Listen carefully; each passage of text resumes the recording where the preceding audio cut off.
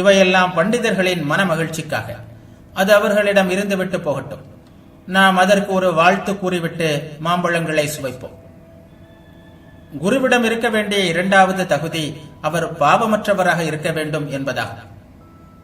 இங்கிலாந்தில் என் நண்பர் ஒருவர் ஒருமுறை என்னிடம், நாம் ஆசிரியரின் நடத்தையை கவனிக்க வேண்டுமா அல்லது அவர் சொல்வதை மட்டும் ஆராய்ந்து அதை எடுத்துக்கொள்ள வேண்டுமா என்று கேட்டார். அப்படி கூடாது. எனக்கு ஒருவர் இயற்பியலையோ வேதியியலையோ அல்லது வேறு அறிவியலையோ கற்பிக்க விரும்பினால் அவருடைய ஒழுக்கம் எப்படி வேண்டுமானாலும் இருக்கலாம். அவரால் இயற்பியலையோ வேறு அறிவியலையோ கற்பிக்க முடியும். ஏனெனில் அறிவியலுக்கு தேவையான அறிவு மூளையை பற்றியது, மூளையின் நுட்பத்தை பற்றியது. சிறிது கூட ஆன்ம வளர்ச்சி இல்லாமலும் கூட மிக சக்தி வாய்ந்த அறிவாற்றல் ஒருவனிடம் இருக்க முடியும். ஆனால் ஆன்மீக விஷயத்தில் தூய்மையற்ற ஒருவரிடம் ஆன்ம ஒளி இருப்பது ஆரம்பத்திலிருந்து முடிவு வரை முடியாத காரியம். அவர் எதை கற்பிக்க முடியும்? அவருக்கே ஒன்றும் தெரியாது. பரிசுத்தம்தான் ஆன்மீக உண்மை. இதய தூய்மை உடையவர்கள் பேறு பெற்றவர்கள்.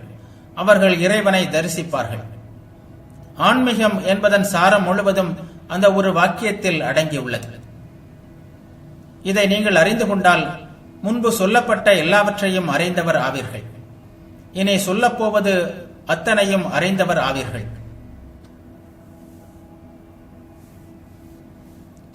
நீங்கள் வேறு எங்கும் தேட வேண்டாம். அந்த ஒரு வாக்கியத்தில் உங்களுக்கு தேவையான அத்தனையும் இருக்கிறது. மற்ற எல்லா சாஸ்திரங்களும் மறைந்து போனாலும் அந்த ஒரு வாக்கியமே உலகத்தை காப்பாற்றிவிட முடியும். உள்ளம் தூய்மை பெறாமல் இறை காட்சியோ எல்லாம் கடந்த உண்மையின் காட்சியோ கிடைக்காது. அதனால்தான் குருவிடம் தூய்மை கட்டாயமாக இருக்க வேண்டும். முதலில் அவர் எத்தகையவர் என்று பார்க்க வேண்டும். பிறகுதான் அவர் என்ன சொல்கிறார் என்பதை கவனிக்க வேண்டும். சாதாரண ஆசிரியர்களின் விஷயத்தில் அப்படியல்ல. அங்கு அவர்கள் எத்தகையவர்கள் என்பதை விட அவர்கள் என்ன சொல்கிறார்கள் என்பதற்கே நாம் முக்கியத்துவம் கொடுக்கிறோம். ஆன்மீகத்தை போதிப்பவரான குரு விஷயத்தில் அவர் எப்படிப்பட்டவர், தூயவரா என்பதைத்தான் முதலில் கவனிக்க வேண்டும். அவர் தூயவராக இருந்தால் மட்டுமே அவரது வார்த்தைகளுக்கு மதிப்பு ஏற்படும். ஆன்மீக ஆற்றலை வழங்குபவர் அவர். அவரிடம் ஆன்மீக சக்தி இல்லாவிட்டால் அவர் எதை வழங்குவார்? உதாரணமாக, இங்கே இருக்கின்ற வெப்ப அடுப்பில் வெப்பம் இருந்தால்தான் அது வெப்ப அலைகளை வெளியிட முடியும், இல்லாவிட்டால் முடியாது. அதுபோல் குருவின் சிந்தனை அதிர்வுகள் தான் சீடனின் மனத்திற்கு பாய்ச்சப்படுகின்றன. அவை ஓர் இடத்திலிருந்து இன்னொரு இடத்திற்கு இடம் மாறுகின்றனவே தவிர நமது அறிவு சக்திகளை தூண்டுவதுடன் மட்டும் நின்று விடுபவை அல்ல. உண்மையானதும் உணரக்கூடியதுமான ஏதோ ஒன்று குருவிடமிருந்து சீடனை அடைய வேண்டும். ஆகவே முக்கியமான நிபந்தனை குரு உண்மையானவராக தூயவராக இருக்க வேண்டும் என்பதுதான். மூன்றாவது தகுதி அவரது நோக்கம். அதாவது ஒரு உள்நோக்கத்தோடு, அதாவது பெயருக்கும் புகழுக்குமாக அவர் போதிக்கிறாரா அல்லது அன்பிற்காக, உங்கள் மீது கொண்டுள்ள உண்மையான அன்பிற்காக அவர் போதிக்கிறாரா என்று கவனிக்க வேண்டும். குருவிடமிருந்து சீடனுக்கு ஆன்மீக சக்திகள் அனுப்பப்படும் போது அவற்றை அன்பின் மூலமாகத்தான் அனுப்ப இயலும். வேறு எதன் மூலமாகவும் அனுப்ப முடியாது. ஏதோ லாபம் புகழ் என்ற எந்த உள்நோக்கத்திற்காக செய்தாலும் அனுப்பப்படும் சாதனத்தை அது உடனே அழைத்துவிடும். ஆகவே எல்லாம் அன்பின் மூலமாகத்தான் செய்யப்பட வேண்டும். கடவுளை அறிந்தவர் மட்டுமே குருவாக இருக்க முடியும்.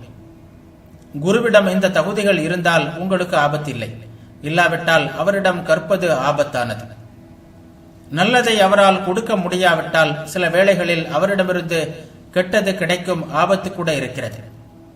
இந்த விஷயத்தில் நாம் எச்சரிக்கையாக இருக்க வேண்டும். யாரை வேண்டுமானாலும் குருவாக ஏற்றுக்கொள்ள இயலாது என்பது இதிலிருந்து தெரிகிறது. ஓடைகள் போதனை செய்கின்றன, கற்கள் போதனை செய்கின்றன என்றெல்லாம் சொல்வது கவிதை நயத்துடன் விளங்கலாம். ஆனால் தன்னிடம் இம்மியளவாவது உண்மை இல்லாதவன் போதனை செய்ய முடியாது. ஓடைகள் போதிக்கலாம். யாருக்கு போதிக்கின்றன? யாருடைய வாழ்க்கை தாமரை உண்மையான குருவிடமிருந்து பெற்ற ஒளியால் மலர்ந்து விட்டதோ அவருக்குத்தான் அவை போதனை செய்ய முடியும். இதயம் மலர்ந்து விட்டால் ஓடைகளிலிருந்தும் போதனை பெறலாம், கற்களிலிருந்தும் போதனை பெறலாம். அவற்றிலிருந்து ஆன்மீக போதனைகளையும் பெறலாம். ஆனால் மலராத இதயம் அங்கே ஓடைகளையும் உருள்கின்ற கற்களையும் தான் பார்க்கும். பார்வையற்றவன் பொருட்காட்சி சாலைக்கு போகலாம், அவனுக்கு அதனால் ஒரு பயனும் இல்லை. முதலில் அவனது கண்கள் திறக்கப்பட வேண்டும். அதற்கு பிறகுதான் அவன் அங்குள்ளவற்றை பற்றி தெரிந்து கொள்ள முடியும். ஆன்மீகத்தை பொறுத்தவரை கண்களை திறப்பவர் குருவை. குரு விஷயத்தில் நம்முடைய உறவு மூதாதையர் சந்ததி என்கிற உறவுதான். குரு ஆன்மீக மூதாதையர், சீடன் ஆன்மீக சந்ததி.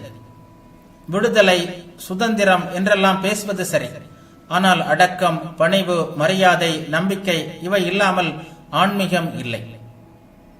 குருவுக்கும் சீடனுக்கும் இடையே இந்த உறவு இருக்கின்ற இடத்தில்தான் ஆன்மீக செம்மல்கள் மலர்கிறார்கள் என்பது குறிப்பிடப்பட வேண்டிய உண்மை.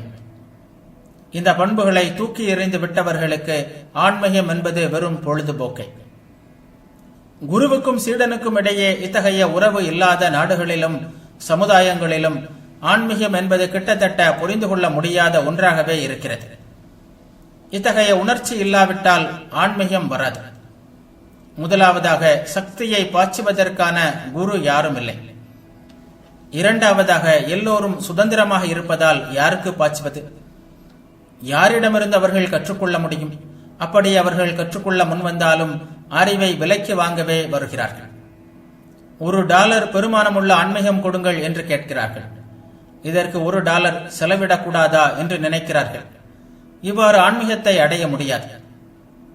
ஒரு குருவினால் பாய்ச்சப்பட்டு சீடனுள் புகும் அறிவொளியை விட உயர்ந்ததும் புனிதமானதுமான வேறு ஒன்று இருக்க முடியாது. ஒருவன் பூரண யோகியாகும் போது அது தானாகவே வந்து சேரும். அதை நூல்களிலிருந்து பெற முடியாது. உலகின் 4 மூலைகளுக்கும் சென்று உங்கள் தலையை முட்டிக்கொள்ளுங்கள்.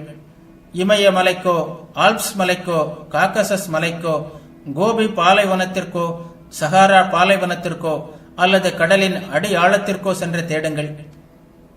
ஒரு குருவை கண்டுபிடிக்கும் வரையில் உங்களுக்கு அது கிடைக்காது. குருவை கண்டுபிடியுங்கள்.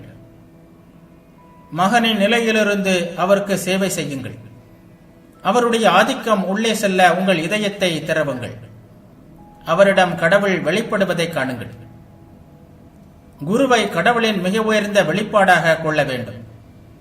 நமது முழு கவனமும் அவர் மீது குவியும் போது அவர் ஒரு மனிதர் என்ற நிலையிலிருந்து மறைந்து விடுகிறார். அவரது உருவம் மறையும். அந்த இடத்தில் இறைவனை எஞ்சுவார்.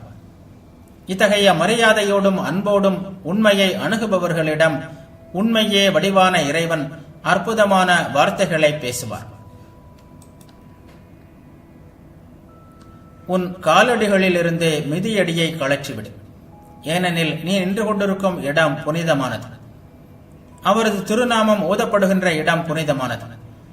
அப்படி இருக்க அந்த திருநாமத்தை ஜெபித்து வாழ்பவர் எவ்வளவு உயர்ந்தவர்! ஆன்மீக உண்மைகளை அள்ளி வழங்குகின்ற அத்தகையோரை எவ்வளவு பயபக்தியுடன் நாம் அணுக வேண்டும்! இந்த உணர்வோடுதான் நாம் போதனை பெற வேண்டும். இத்தகைய குருமார்கள் உலகில் மிக குறைவு. ஆனால் ஒருபோதும் அவர்கள் அடியோடு இல்லாமல் இருந்ததில்லை. இந்த மனித தெய்வங்கள் உலகில் இல்லாமல் போகின்ற அந்த கணமே உலகம் உலகமாக இல்லாமல் போய்விடும். அது நரகமாக மாறிவிடும், மறைந்துவிடும். மனித வாழ்வின் மிக அழகிய மலர்கள் இந்த குருமார்களே. உலகம் நடப்பது இவர்களால் தான். இவர்களது ஆற்றலால் தான் சமுதாயத்தின் இணைப்புகள் சிதறாமல் பிணைந்து செயல்பட்டு வருகின்றன. இவர்களை தவிர இன்னொரு வகை குருமார்கள் உள்ளார்கள். அவர்கள் உலகின் இயேசுநாதர் போன்றவர்கள். அவர்கள் எல்லா குருமார்களுக்கும் குருவானவர்கள். ஆண்டவனே மனிதனாக வந்தவர்கள், மிகவும் உயர்ந்தவர்கள். ஒரு ஸ்பரிசத்தாலேயே, ஒரு சங்கல்பத்தாலேயே அவர்களால் ஆன்மீகத்தை வழங்க முடியும். தாழ்ந்தவர்களுள் மிகவும் இளைந்தவர்களும் கூட அதன் விளைவாக ஒரு நொடி பொழுதில் மகான்களாகி விடுகிறார்கள். அவர்கள் இப்படியெல்லாம் செய்தது பற்றி நீங்கள் படித்ததில்லையா?